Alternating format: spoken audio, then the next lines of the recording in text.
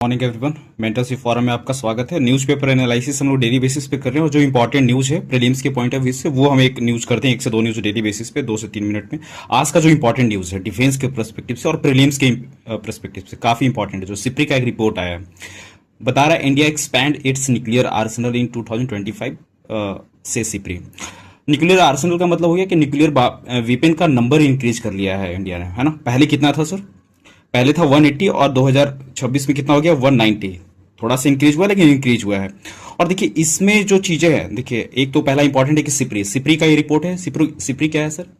Stockholm international peace research institute है, Sweden में एक बॉडी है, वॉच डॉग है जो नजर रखता है आपको बेसिकली कि कौन देश किसको खरीद रहा है ना, ये न्यूक्लियर वेपन बेच रहा है, कहाँ पर स्टॉक पाइल हो रहा है, वो सारा ये वॉच डॉग है एक तरह से, है ना। कि आर्म्स ट्रैकिंग ऑर्गेनाइजेशन 1966 में बना था, है ना। डेटा एनालिसिस वगैरह बताता है।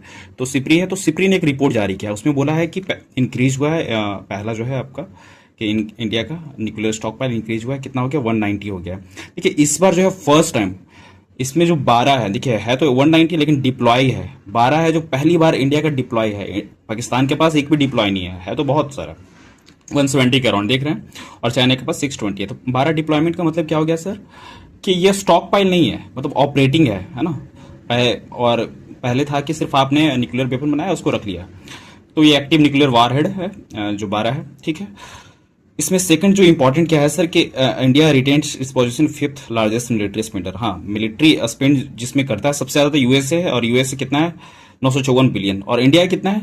92 बिलियन। देख रहे हैं कि इंडिया से आगे कौन है? चाइना, रसिया, जर्मनी वगैरह है। एक और जो इसमें इंपॉर्टेंट है सर, सेकेंड लार्जेस्ट इंपोर्टर है इंडिया, है ना। Second largest importer. फर्स्ट कौन है? इंडिया और रसिया और यूक्रेन के वजह से। यूक्रेन तो सबसे ज़्यादा आपका है जो आर्म्स इंपोर्ट करता है ना। फिर थर्ड पे सऊदी अरबिया, कतर, पाकिस्तान वगैरह है, जो देख रहे हैं कि 35% यही लोग इंपोर्ट करते हैं। इसमें एक चीज़ है सर कि किसके पास अभी न्यूक्लियर वेपन है? P5+4। P5 जो आपका परमानेंट मेंबर है, और 4 कंट्री, ये याद रखिएगा 4 कंट्री कौन है? इंडिया, पाकिस्तान और नॉर्थ कोरिया, इजराइल। और इस P5 का मतलब हो गया सर कि जिसके पास न्यूक्लियर वेपन है। और ये सबसे पहले न्यूक्लियर वेपन किसने टेस्ट किया था? यूएसए ने, जहां तक याद आ रहा है मुझे 16 जुलाई 1945 को था न्यूक्लियर टेस्ट किया था।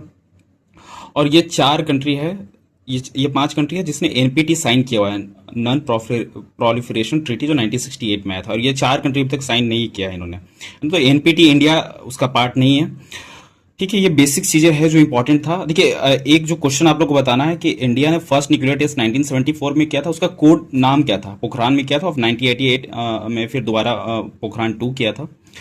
तो वो तो ठीक है, फर्स्ट आपको नाम कोड नेम बताना है, ठीक है। Thank you.